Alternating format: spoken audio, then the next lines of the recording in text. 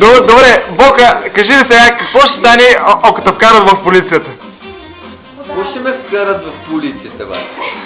Аз ще отида на горния етаж, ще звънна на звънета и въобще ако някой ми отвори, защото те едва ли ще ги заебат някой да отворят вратата, но както и да е. Бока, иди се през нощта, как няма да ти отворя, че чукаш на вратата? Ако ми отворят, и то реши какъв е то, ще се обада на полицията. Ако дойде полицията, какво ще ми направи полицията? Кажи как ще им кажеш, на полицията? На полицията е така ще направя.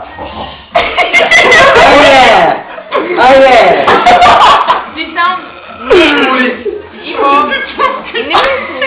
И по-скоро ще направиш, като направиш така. Какво ще ми направи полицията? Чак. Аз просто отивам на горния етаж и искам да ги питам тия путки откъде.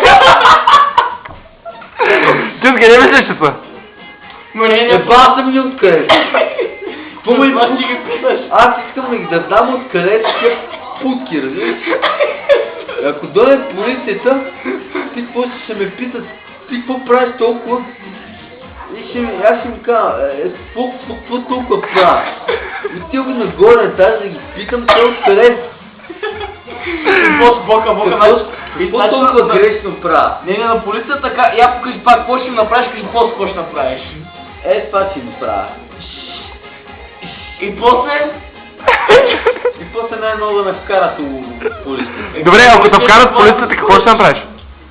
Бате, какво му да ми направят? Аз съм пиян.